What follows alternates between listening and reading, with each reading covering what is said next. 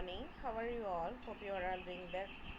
Today we are going to see some of the more extension of this SQL server.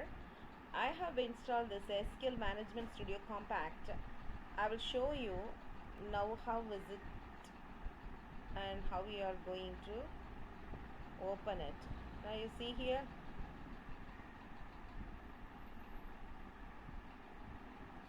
Now there are two things in there. If you see here, if you give connect, there is a database engine.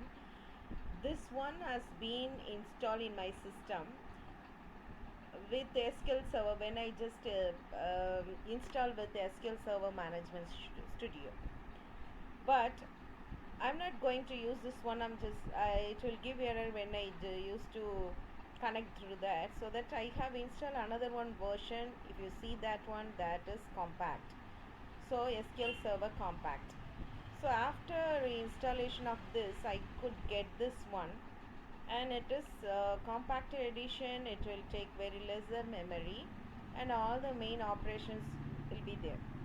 Now I just make it like this, and then if you see here, tables already is there. Okay, student personal already we have seen, and it was created last time, and you have seen main of the everything. And just I want to see all the things in this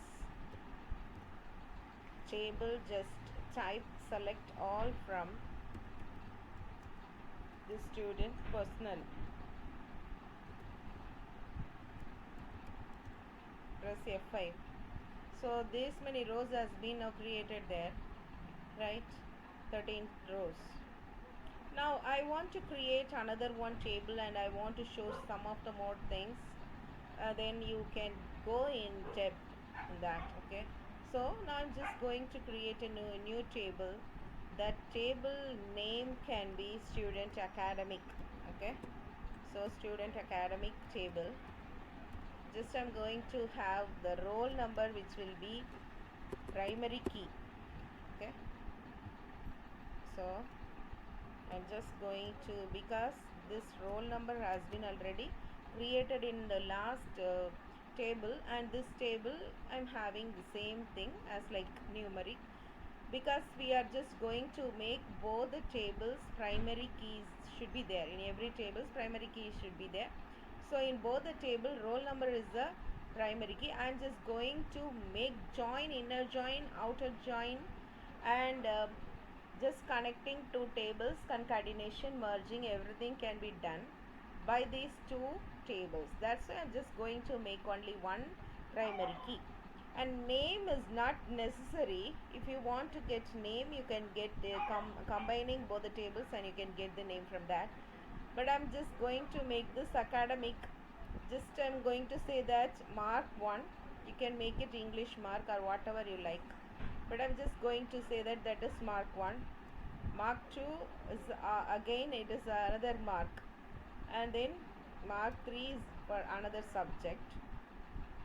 So I'm just going to make 4 marks. Okay, so mark 1 can be English, and then physics, chemistry, IP, whatever you want you can have it. So now again I'm just going to make another one column. This is also total of these 4, and then average also I'm just going to make. Okay, that is also numeric. If you see here, I'm just going to say that all mark 1, mark 2, mark 3 total average columns can be allow nulls, means it can be nulls. Null means empty data. No data can be there. Just we can make that one as null. Okay, and other things are not at all a primary key, so that they cannot be unique, but primary key should be unique, right? So unique, yes, you should give. So this is what a table we have created for student academic. I'm just going to save this one. Click OK. Now if you see here, go to table. There are two tables now. So student academic also now has been created, personal also. But in student academic table, no data has been entered, right?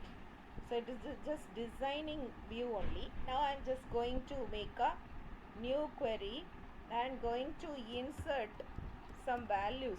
So the what is the syntax? Insert into table name, that is student,